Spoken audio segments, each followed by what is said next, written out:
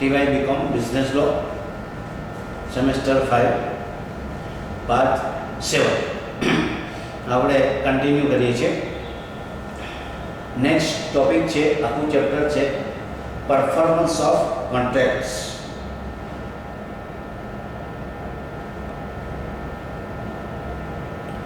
ગુજરાતી થશે એનું કરાર પાલન વિશે. આખું ચેપ્ટર શોર્ટ નોટથી ભરેલું છે એટલે એક્ઝામિનેશન વ્યૂ પોઈન્ટથી અગત્યનું એમાં બધી જ શોર્ટ નોટો છે, એક પણ ફૂલ ક્વેશ્ચન નીકળ્યો નથી. તો ગુજરાતી અને ઇંગ્લિશ બંને માટે તમારે આ એક્ઝામિનેશન વ્યૂ પોઈન્ટથી મેં એમ જરા અગત્યનું છે, બરાબર. તો પહેલું છે ટેન્ડર ફોર પરફોર્મન્સ અથવા ઓફર ટુ પરફોર્મ સેક્શન 38 વચન પાલનની દરખાસ્ત. શબ્દ છે વચન પાલનની દરખાસ્ત. આપણે શરૂઆતમાં જે દરખાસ્ત અને સ્વીકાર ઓફર એક્સેપ્ટન્સ જોયું હતું એ નહીં, અહીંયા વચન પાલનની દરખાસ્ત મતલબ ખરેખર કામ કરવું છે એની દરખાસ્ત. તો એ કેવી હોવી જોઈએ?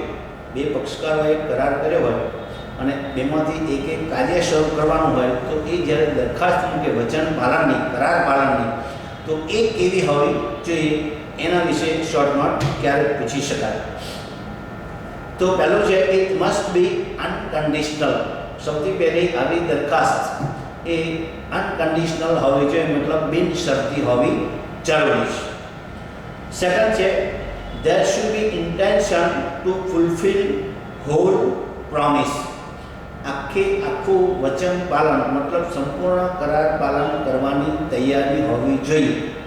એવું નહીં કે ભાઈ અધૂરી તૈયારી હોય, અડધું આજે, અડધું કાલે, અડધું થોડા દિવસ પછી, એવું નહીં. સંપૂર્ણ કરાર પાલનની તૈયારી જે તે પક્ષકારની હોવી જોઈએ. નેક્સ્ટ છે the intention and willingness of the person must be there for the performance. Performance માટે પાર્ટીનો ઇન્ટેન્શન અને વિલિંગનેસ, રેડીનેસ એ કમ્પલસરી હોવું જોઈએ.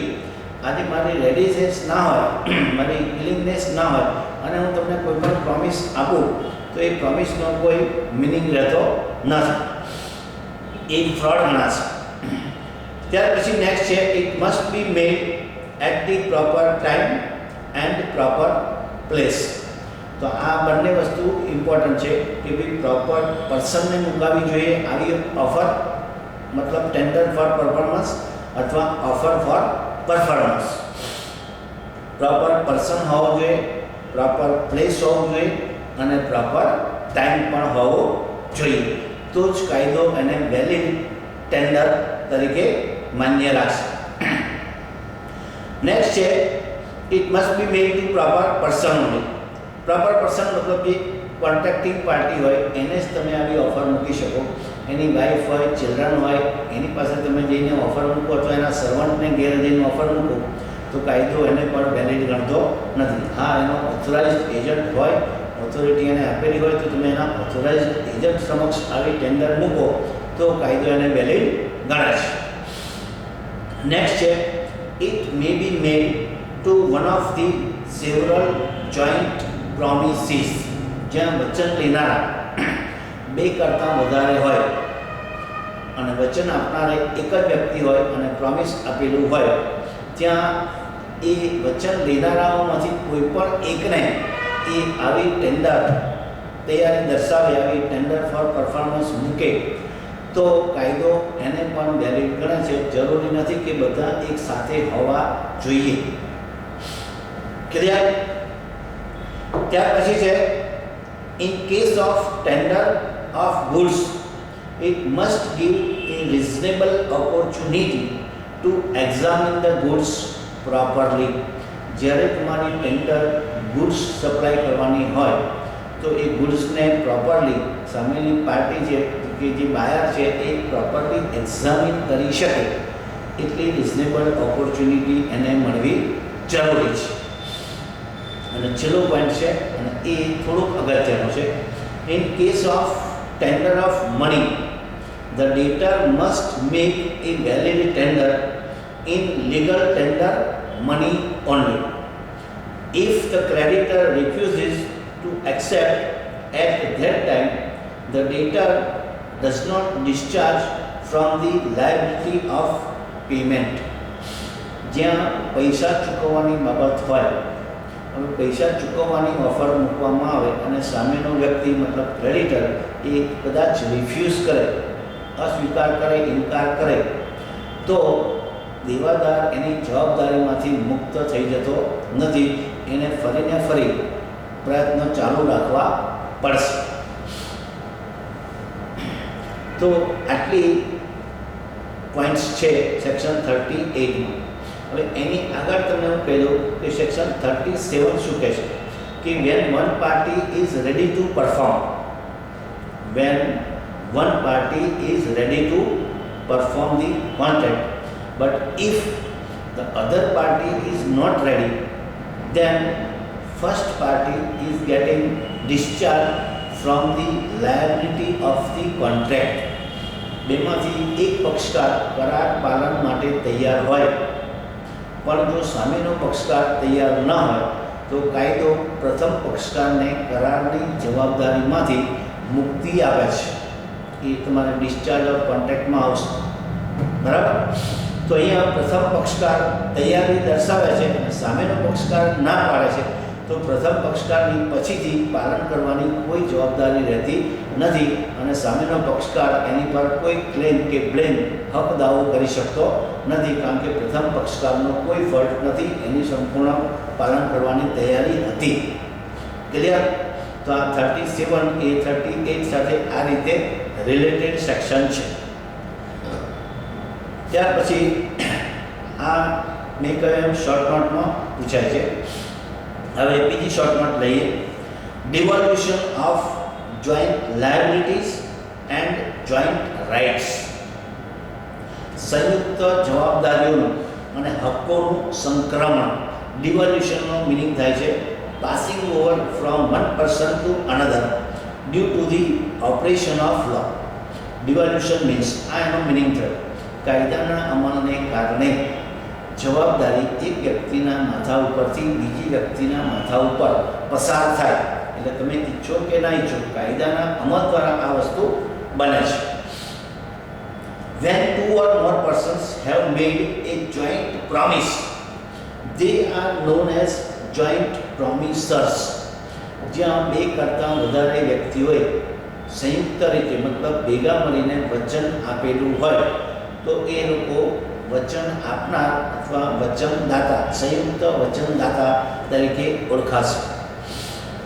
હવે એના રેફરન્સમાં સેક્શન 42 ટુ 45 એ અગત્યની છે. એટલે સ્ટેપ બાય સ્ટેપ હું જાઉં છું. પહેલું છે સેક્શન 42 કલમ 42 શું કહે છે કે if there is no contrary intention. આ શબ્દો ખાસ યાદ રાખજો. જો વિરુદ્ધની જોગવાઈ ન હોય તો આ લાગુ પડશે, અધરવાઇઝ નોટ. જો સ્પેસિફિક એગ્રીમેન્ટમાં કંઈક સ્પેસિફિક પ્રોવિઝન કરેલું હોય તો એ જ લાગુ પડશે. એટલે બે પક્ષકારોએ જે કરાર કર્યો હોય અને એમાં જેટલી ટર્મ્સ અને કન્ડિશન્સ હોય એ બંનેને કમ્પલસરી બાઇન્ડિંગ રહેતી હોય છે. પણ જ્યાં ગેપ હોય, સ્પષ્ટતા કરેલી ન હોય અને આવો કેસ હોય, સંયુક્ત રીતે બધાએ ભેગા મળી અને વચન આપેલું હોય અને બીજી કોઈ સ્પષ્ટતા કરેલી ન હોય તો આ સેક્શન 42 લાગુ પડશે. If there is no contrary intention, all joint promisers must jointly fulfill the promise. એનો મતલબ એ થયો કે જો વિરુદ્ધની જોગવાઈ ના હોય તો સંયુક્ત રીતે ભેગા મળીને બધાએ સાથે વચન આપેલું હોય તો એવા વચનનું પાલન પણ બધાએ ભેગા મળીને સાથે જ કરવું જોઈએ. If any of them dies, his legal representative and other remaining promisers must jointly fulfill the promise. Suppose A, B, C, D ચાર જણાએ ભેગા થઈને પ્રોમિસ આપેલું છે, બીજી કોઈ સ્પષ્ટતા કરેલી નથી, તો ત્યાં આ 42 લાગુ પડશે કે બધાએ ABCD ભેગા થઈને જોઈન્ટલી પરફોર્મન્સ કરવું પડશે. હવે સપોઝ એમાંનો કોઈ એક, માની લો કે C છે, એ ડેથ થઈ જાય છે તો એના લીગલ રિપ્રેઝેન્ટેટિવને, લીગલ હેરને તમે એની સાથે જોડી શકો અને બાકીના જે રિમેનિંગ રહ્યા છે એ બી અને ડી અને સીનો રિપ્રેઝેન્ટેટિવ આ બધાએ ભેગા મળીને જોઈન્ટલી એનું પરફોર્મન્સ કરવું પડે. શબ્દ છે કરવું પડે. If all joint promisers are getting that, legal representatives of all the promisers must jointly fulfill the promise.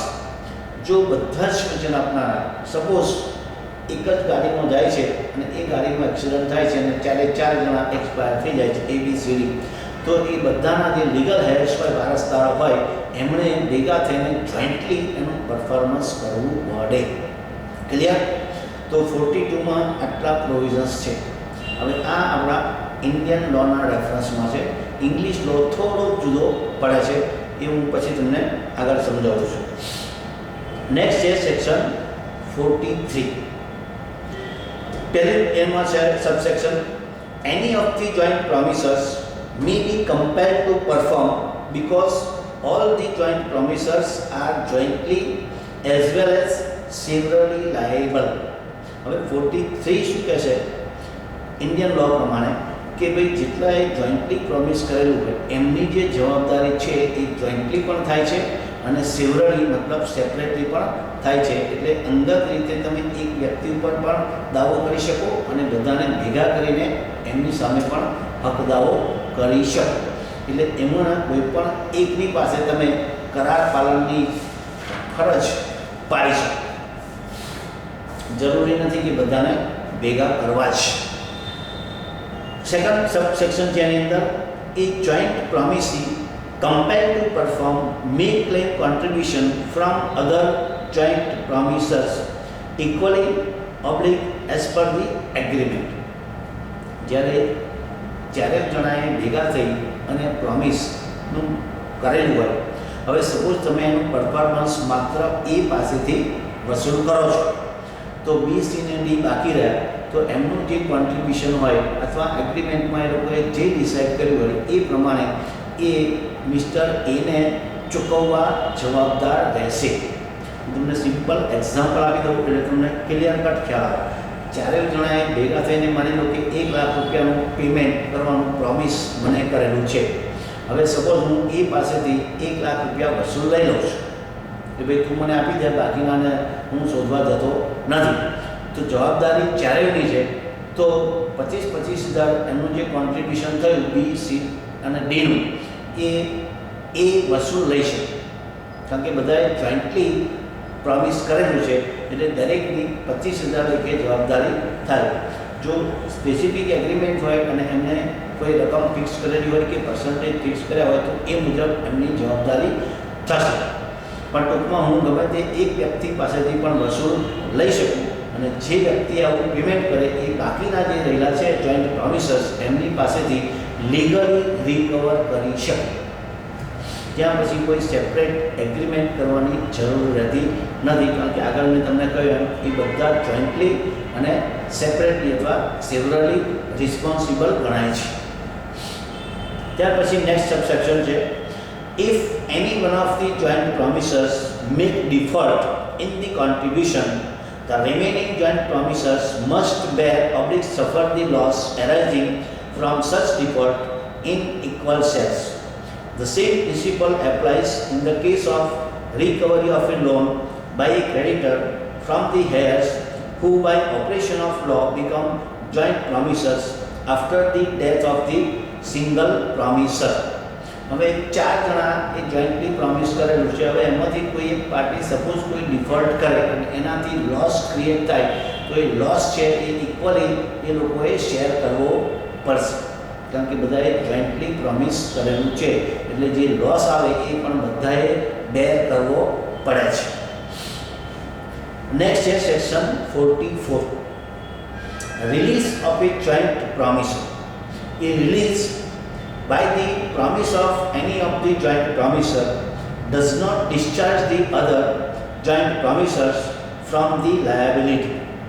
The released joint promisor also continues to be liable to the other joint promisers.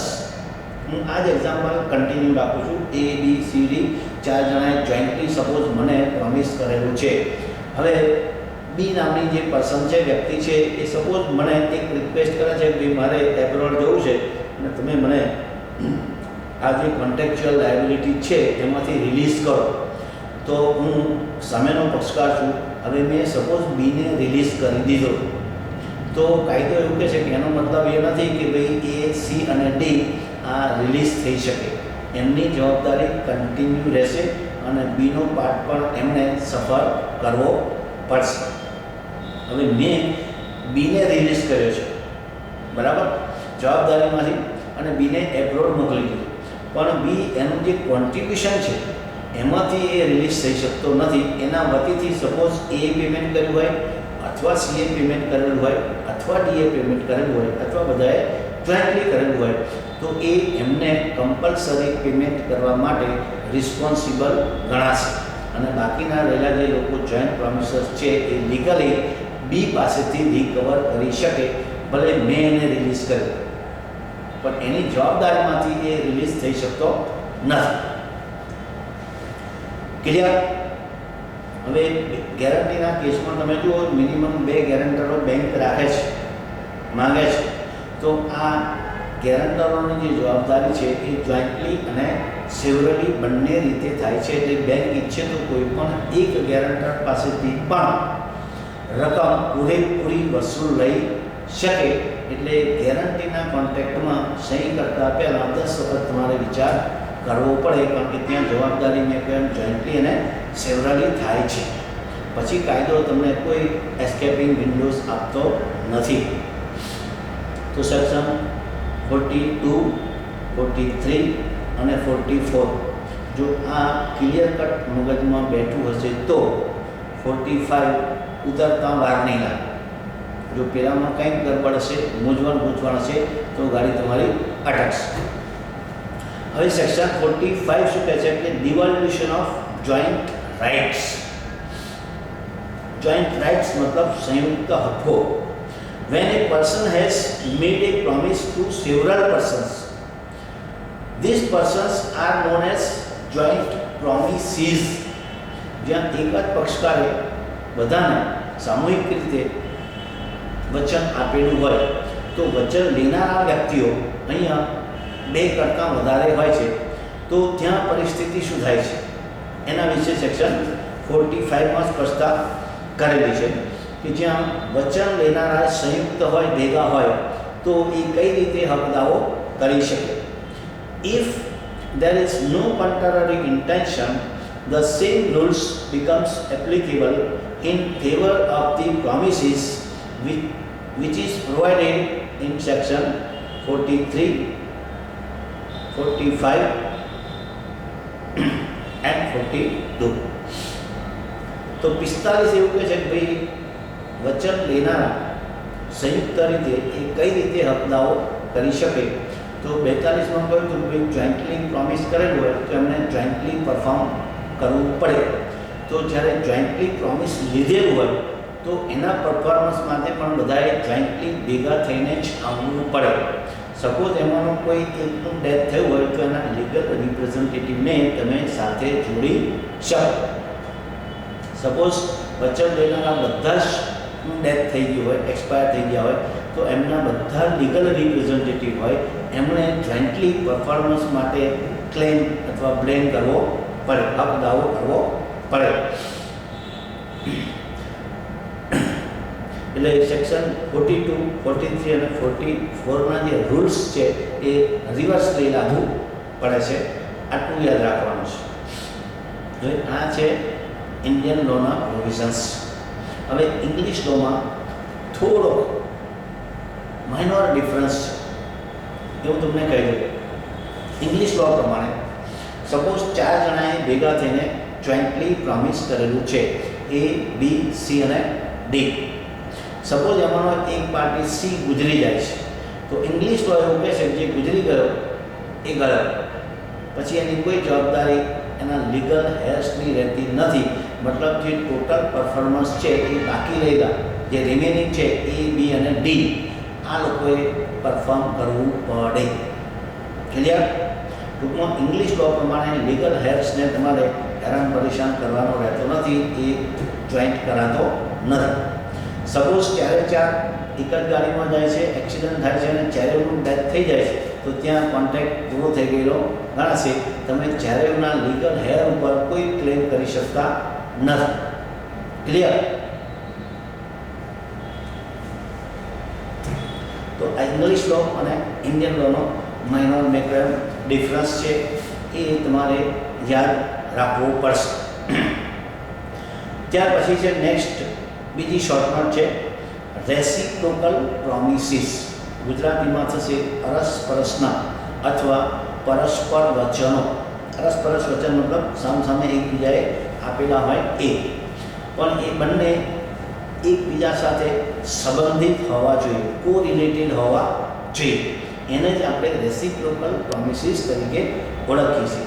જો બંનેના promise તદ્દન એકબીજાની સાથે સુસંગત ના હોય, સંબંધિત ના હોય, સેપરેટ હોય, તો એ રેસિપ્રોકલ પ્રોમિસીસ ગણાતા નથી.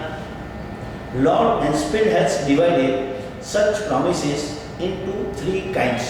હવે અહીંયા લોર્ડ મેન્સફિલ્ડ છે, જે કાયદાશાસ્ત્રી છે, વિધિશાસ્ત્રી આપણે જેને કહીએ, એમણે આપણને ક્લિયર કટ સમજણ પડે એ હેતુથી એને 3 ભાગમાં વહેંચેલા છે. બરાબર છે? પહેલું છે મ્યુચ્યુઅલ એન્ડ ઇન્ડિપેન્ડન્ટ. મ્યુચ્યુઅલ મતલબ ભેગા મળીને, અને ઇન્ડિપેન્ડન્ટ મતલબ સ્વતંત્ર.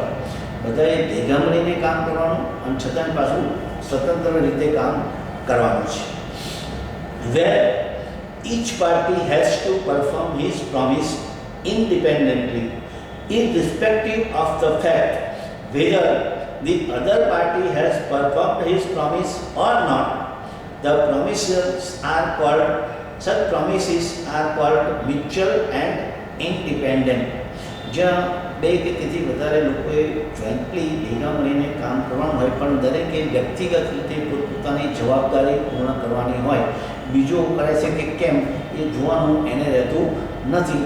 આવા જે વચનો હોય એને મ્યુચ્યુઅલ અને ઇન્ડિપેન્ડન્ટ તરીકે આપણે ઓળખીએ છીએ. હું સિમ્પલ એક્ઝામ્પલ આપી દઉં છું કે ભાઈ બંને કઈ રીતે સ્વતંત્ર કામ કરવાનું છે અને કોઈ એકની ઇફેક્ટ બીજા ઉપર હોતી નથી, મતલબ બીજાની રાહ જોવાની હોતી નથી.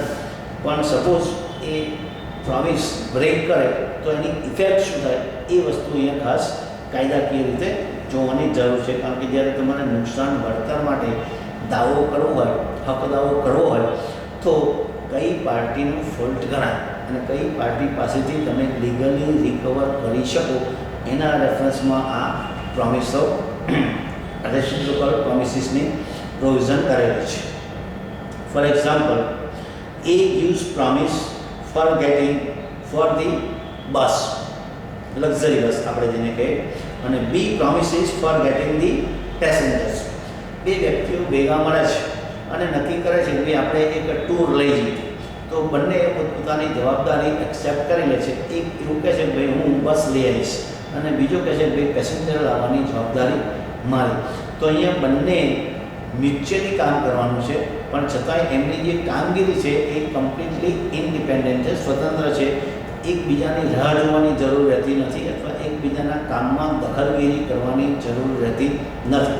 પણ બંને જો પોતપોતાનું જે કામ છે, જવાબદારી વહેંચેલી છે, એ પૂર્ણ કરે તો જ પ્રોમિસનું પરફોર્મન્સ મતલબ કરારનું પાલન થઈ શકે. બસવાળો બસ લઈ આવે, પેસેન્જરવાળો પેસેન્જર લઈ આવે, તો ટૂર સક્સેસફુલી નીકળી શકે. હવે સપોઝ બસ આવી ગઈ, પેસેન્જર નથી, તો ટૂર કેન્સલ થાય. પેસેન્જર આવી ગયા, બસવાળો બસ ના આવી શક્યો, તો પણ ટૂર કેન્સલ થાય. આવે સમયે નુકસાન વળતર માટે જવાબદારી કોની થાય એના રેફરન્સમાં આ બધા રૂલ્સ આપેલા છે કે જેને આધારે તમે નુકસાન વળતર જે તે પર્સન પાસેથી વસૂલ લઈ શકો. બીજો પ્રકાર છે કન્ડિશનલ એન્ડ ડિપેન્ડન્ટ. કન્ડિશનલ મતલબ શરતી અથવા આધારિત, અને ડિપેન્ડન્ટ આપણે આધારિત જેને બીજો શબ્દ કહે છે. Where the performance of the promise by one party depends on the performance of the other party. The promises are known as conditional and dependent. તો અહીંયા બંને પક્ષકારોની પરિસ્થિતિ પોઝિશન એવી હોય છે કે બે પક્ષકારોએ જોઈન્ટલી કોઈ લાયબિલિટી સ્વીકારી હોય તો પ્રથમ પક્ષકાર એનું કાર્ય પૂર્ણ કરે ત્યાર પછી બીજો એનું કાર્ય શરૂ કરી શકે એવી પોઝિશન હોય તો ત્યાં બંને જોઈન્ટલી કામ કરવાનું છે, પણ બીજા પક્ષકારના પાલનનો આધાર એ પ્રથમ પક્ષકાર ઉપર રહેલો છે. સપોઝ પ્રથમ પક્ષકાર ડિલે કરે અથવા ફેલ જાય તો એની સીધી ઇફેક્ટ બીજા પક્ષકાર ઉપર થતી હોય છે. સપોઝ પહેલો પક્ષકાર એનું કામ પૂર્ણ કરી પણ બીજાએ પૂરું નથી કર્યું તો સ્વાભાવિક છે કે તમે ડિફોલ્ટિંગ પાર્ટી તરીકે ફર્સ્ટ પાર્ટીને જોઈન્ટ કરી શકતા નથી, કારણ કે એને એના પોર્શનની જવાબદારી સંપૂર્ણ પૂરી કરી દીધેલી છે. જવાબદારી કોની થશે? બીજા પક્ષકારની, કારણ કે એને પોતે ફોલ્ટ કરે છે. હું તમને એક્ઝામ્પલથી સમજાવીશ એટલે બહુ જ સરળતાથી ક્લિયરલી ઉતરી જશે મગજમાં.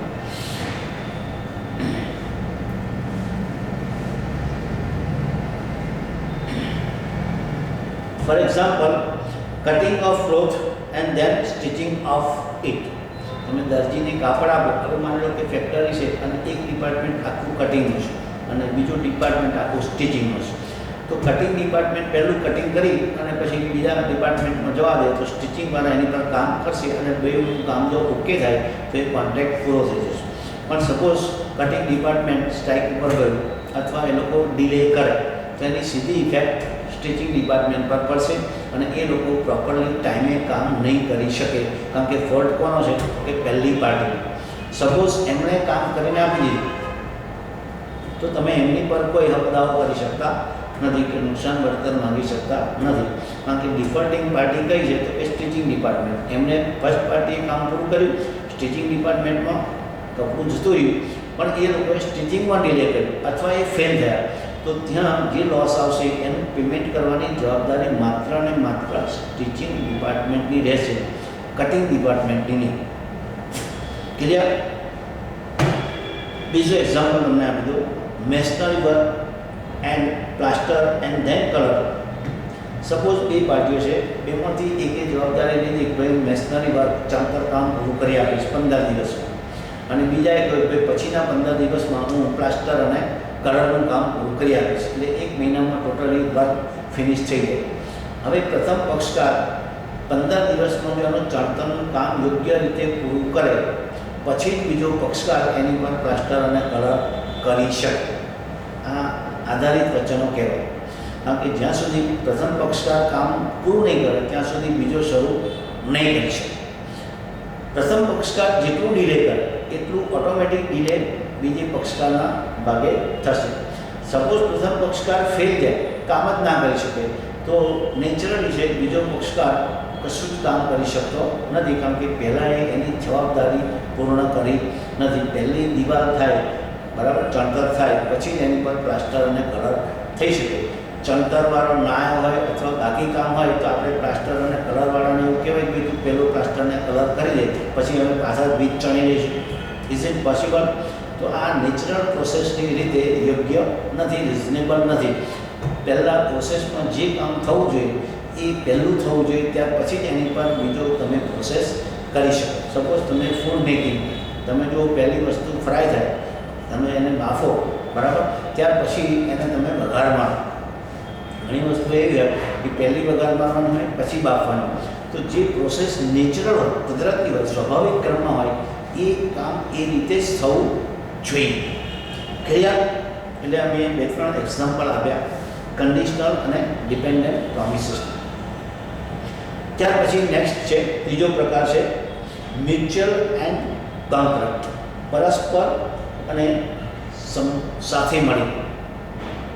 વેર both the parties are required to perform the promise simultaneously. શબ્દ છે simultaneously, એનો મિનિંગ થાય છે jointly together only. They are called as mutual and concurrent promises. For example, marriage. હવે મેરેજ કરવું હોય તો મિનિમમ 2 પાર્ટીઓ તો જોઈએ, એક વર પક્ષ અને બીજો કન્યા પક્ષ. હવે વર પક્ષ ન આવ્યો, વરરાજા ના હોય, કન્યા એકલી હાજર થઈ હોય, કન્યા પક્ષ હાજર થયો હોય તો તમે લગ્નની વિધિ કરી શકો. એટલે અહીંયા બંને ભેગા મળીને જ કાર્ય કરવાનું હોય છે. જ્યાં સુધી બંને ભેગા મળી શકતા નથી ત્યાં સુધી કાર્ય થઈ શકતું નથી. હવે ભેગા થવામાં જે પાર્ટી ડિફોલ્ટ કરે કે ડિલે કરે એ રિસ્પોન્સિબલ ગણાશે. એણે નુકસાનનું વળતર ચૂકવવું પડશે. ફોર એક્ઝામ્પલ, વરરાજા ટાઈમે હાજર થઈ જાય અને કન્યા પક્ષ કન્યાને લઈ અને ટાઈમે આવી શક્યા નથી, એમની ગાડી રસ્તામાં બગડી, એ 3 કલાક લેટ થયા, ચોગડીઓ વીતી ગયું, તો એના માટે જવાબદાર કોણ ગણાય? તો કે ભાઈ કન્યા પક્ષવાળા. હવે સપોઝ કંઈક લોસ એરાસ થાય અને પેમેન્ટ કરવાનું થાય તો તમે કન્યા પક્ષવાળા પાસેથી વસૂલ લઈ શકો. સિમ્પલ એક્ઝામ્પલ આપું, હું તમને બીજા પ્રેક્ટિકલ ફિલ્ડની રીતે એક્ઝામ્પલ આપું કે ભાઈ કોન્ટ્રાક્ટર હોય અથવા એન્જિનિયર હોય, એના અંડરમાં 100, 200, 500 માણસો કામ કરતા હોય છે. હવે એ રોજે રોજ હાજર થાય અને ઇન્સ્ટ્રક્શન આપતો હોય અને એના અંડરમાં રહેલા લોકો કામ કરતા હોય છે. હવે જ્યાં આવી સિચ્યુએશન હોય ત્યાં સપોઝ કોન્ટ્રાક્ટર કે એન્જિનિયર બીમાર પડે અને 1 અઠવાડિયું ન આવી શકે તો વિધાઉટ ઇન્સ્ટ્રક્શન, વિધાઉટ ગાઈડલાઇન પેલા જે અંડર રહેલા માણસો છે એ કોઈ પ્રોપરલી કામ કરી શકતા નથી. કારણ કે એમને એક સુપરવાઇઝર જોઈએ, એક ગાઈડલાઇન આપનાર, એક કંટ્રોલિંગ રાખનાર વ્યક્તિ જોઈએ. કારણ કે એ લોકોને સિમ્પલી કામ કરવાનું છે. કામ કઈ રીતે કરવું એની ગાઈડલાઇન એન્જિનિયર કે કોન્ટ્રાક્ટર તરફથી આપવામાં આવતી હોય છે. એવી બુદ્ધિ પેલા લોકોનામાં હોતી નથી. સિમ્પલી એ લોકો તો વર્ક ફોલો કરતા હોય છે, ઓર્ડર ફોલો કરતા હોય છે. કામ ક્યારે લેવું, કેવી રીતે લેવું, કયા સંજોગોમાં લેવું, કેટલું રિસ્ક છે એની અંદર, કેટલી કેર લેવી, આ બધું ડિસાઇડ કરવાનું કામ તો કોન્ટ્રાક્ટર અથવા એન્જિનિયર કરતો હોય છે અને એનો ખ્યાલ એને જ આવતો હોય છે. એટલે આમાં જ્યાં વચનો હોય ત્યાં જે ડિફોલ્ટિંગ પાર્ટી હોય એને પેમેન્ટ કરવું પડે. ક્લિયર? તો આ લોર્ડ મેન્સફિલ્ડે 3 પ્રકાર પાડેલા છે. હવે આ જ્યારે પણ એક્ઝામમાં પૂછાય, રેસિપ્રોકલ પ્રોમિસિસ શોર્ટ નોટમાં જ પૂછાય છે, તો ઘણા સ્ટુડન્ટો એવી મિસ્ટેક કરે છે, ખાલી આ 3 પ્રકાર લખી દે, પછી એની જે સેક્શનો છે, રિલેટેડ સેક્શનો, એ લખતા નથી. એટલે તમે એવી ભૂલ કરતા નહીં. જ્યારે પણ આ શોર્ટ નોટ પૂછાય તો આ 3 પ્રકાર એ ખાલી તમારે સમજવા માટે આપેલા છે. એને રિલેટેડ જે સેક્શનો છે એ સેક્શન 51 to 54 and 57, 51 થી 54 અને 57 કલમમાં આની સ્પષ્ટતા કરેલી છે. એટલે એ જે કલમો છે એ તમારે લખવાની છે. આ પ્રકારો તમે લખો ના લખો દેટ ઇઝ ઇમમટીરિયલ, પણ 51 થી 54 અને 57 લખાવી જરૂરી છે. આ 3 પ્રકાર તમે એક્સ્ટ્રા પહેલાં શરૂઆતમાં જે મેં તમને સમજાવ્યા એ તમે સપ્લિમેન્ટરીમાં લખો તો it is well and good. Now I am going to section 51. When a contract is having simultaneous performance, the promisor did not perform his promise unless the promisee is ready and willing to perform. Here the defaulting party becomes liable to give compensation to the other party oblique third party. જ્યાં simultaneous performance હોય, મતલબ બંને સાથે ભેગા મળીને પ્રોમિસનું performance કરવાનું હોય, ત્યાં એક પાર્ટી રેડી હોય, સપોઝ પ્રોમિસર ઇઝ રેડી પણ પ્રોમિસી ઇઝ નોટ રેડી, તો ડિફોલ્ટિંગ પાર્ટી પ્રોમિસી ગણાશે અને કંઈ પણ લોસ એરાઇઝ થશે તો એની જવાબદારી પ્રોમિસીની રહેશે. Promisor becomes free from his liability. મેં આગળ તમને સેક્શન 37 સમજાવી, એ નિયમ અહીંયા લાગુ પડે છે. તો હુ ઇઝ ડિફોલ્ટિંગ પાર્ટી એ ડિસાઇડ કરવા માટે આનો ડિટેલ સ્ટડી કરવો જરૂર છે. સેકન્ડ છે સેક્શન 52, where the order मतलब particular mode is expressly fixed in the agreement, it should be performed in that order only. જો એગ્રીમેન્ટમાં બે પક્ષકારોએ ભેગા થઈને નક્કી કર્યું હોય કે ભાઈ પહેલું આ કામ હું કરીશ અને ત્યાર પછી તારે આ કામ કરવાનું, તો પ્રથમ પક્ષકારે એની જવાબદારી પૂર્ણ કરવી પડે નક્કી થયા મુજબ. જ્યાં સુધી એ પૂરી ન કરે ત્યાં સુધી બીજો કાર્ય શરૂ નહીં કરે અથવા એની કોઈ જવાબદારી થતી નથી. તમે એને ડિફોલ્ટિંગ પાર્ટી કહી શકતા નથી. પણ પહેલો જવાબદારી પૂર્ણ કરી દે અને બીજું પૂરી ના કરે તો એ ડિફોલ્ટિંગ પાર્ટી ગણી શકે. If no mode is provided, it should be performed in natural mode only, means it depends upon the nature of work. જ્યાં આવી કોઈ સ્પષ્ટતા કરેલી ના હોય ત્યાં કુદરતી સ્વાભાવિક ક્રમમાં જે પક્ષકારે પ્રથમ કાર્ય કરવાનું હોય એણે એની ફરજ પ્રથમ પૂરી કરવી પડે. જ્યાં સુધી પ્રથમ પક્ષકાર એની ફરજ પૂરી કરતો નથી ત્યાં સુધી બીજો પક્ષકાર, મેં તમને મેશનરીનું અને પેસ્ટલ કલરનું એક્ઝામ્પલ આપી હતું, એ અહીંયા લાગુ પડશે કે બીજો પક્ષકાર એનું કામ શરૂ જ કરી શકતો નથી, એટલે એની કોઈ જવાબદારી થશે નહીં.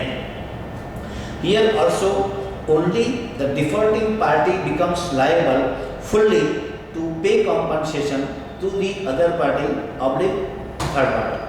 તો થર્ડ પાર્ટીને જો નુકસાન થાય અથવા જે અધર પાર્ટી હોય એને જે લોસ થાય એની જવાબદારી જે ડિફોલ્ટિંગ પાર્ટી છે માત્ર ને માત્ર એની જ ગણાશે. જે પક્ષકારે ઓલરેડી કામ પૂરું કરી દીધેલું છે એને તમે રિસ્પોન્સિબલ ગણી શકતા નથી અને એ પેમેન્ટ માટે જવાબદાર ગણાતો નથી. નેક્સ્ટ છે section 53, effect of one party preventing the other party in performance of the promise. The wrongfully preventing party becomes liable for compensation. Section 53 ફરી રીડ કરું છું કે જ્યાં કોઈ એક પક્ષકાર ખોટી રીતે બીજાને અટકાવે કામ કરતો, તો જે અટકાવનાર પક્ષકાર છે એ ડિફોલ્ટિંગ પાર્ટી દોષિત પક્ષકાર ગણાશે અને નુકસાન વળતર માટે સંપૂર્ણ રીતે એને જ જવાબદાર ગણવામાં આવશે. કારણ કે બીજી વ્યક્તિ કામ કરવા તૈયાર છે પણ એને પ્રથમ પક્ષકારે પ્રથમ પાર્ટીએ ખોટી રીતે અટકાવી રાખેલો છે, બરાબર. એટલે જે અટકાવવાનું કામ કરે છે એ ડિફોલ્ટિંગ પાર્ટી ગણાશે. ક્લિયર? તો જ્યાં જોઈન્ટલી પરફોર્મન્સ કરવાનું હોય અને જ્યાં વ્યક્તિ આવી રીતે બીજાને અટકાવે તો એ એને માટે રિસ્પોન્સિબલ બને છે. નેક્સ્ટ છે section 54, where the contract is having conditional and dependent type of promise, the first party has to fulfill his promise first, then only the other party can his one. Here also only the defaulting party becomes liable for compensation. Jointly અને આધારિત વચનો હોય તો ત્યાં પ્રથમ પક્ષકાર કામ કરે. મેં તમને કટિંગ સ્ટિચિંગનું એક્ઝામ્પલ આપેલું. કટિંગ ડિપાર્ટમેન્ટ કામ કરે એટલે પછી સ્ટિચિંગ ડિપાર્ટમેન્ટ ઓટોમેટિક એની પાસે કામ કરી શકશે. પણ સપોઝ કટિંગ દ્વારા ડિલે કરે અથવા ફોલ્ટ કરે તો ત્યાં સ્ટિચિંગને તમે રિસ્પોન્સિબલ ગણી શકતા નથી. નેક્સ્ટ છે 57, એ આપણે આગળ આવ્યું છે wide એગ્રીમેન્ટ્સમાં. Where in the agreement both legal part and illegal part are together and it can be separated, then only legal part can be enforced, but the illegal part is considered as void. If both cannot be separated, the whole agreement is considered as void. કલમ 57 શું કહે છે કે જ્યાં આવા વચનો હોય, પારસ્પરિક વચનો અથવા અરસપરસના વચનો, હવે એ વચનોમાં કાયદેસરતા અને ગેરકાયદેસરતાનો ભાગ જોઈન્ટ હોય, સંયુક્ત હોય અને જો તમે એને સેપરેટ કરી શકો એમ હોય તો માત્ર કાયદેસરનો ભાગ છે એનું તમે પાલન કરી શકો અથવા કરાવી શકો, પરત પાડી શકો.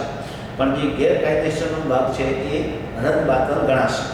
પણ જ્યારે આવું કોમ્બિનેશન, આવું ભેગાપણું, આવું સંયુક્તપણું એવું હોય કે એને તમે સેપરેટ કરી શકો એમ ન હોય તો ત્યાં હોલ એગ્રીમેન્ટ મતલબ આખો જે સમજૂતી છે, આખો કરાર છે એ રદબાતલ ગણાશે. કારણ કે એની અંદર ગેરકાયદેસરનો પણ ભાગ છે અને એનું તમે લીગલ એન્ફોર્સમેન્ટ કરી શકતા નથી.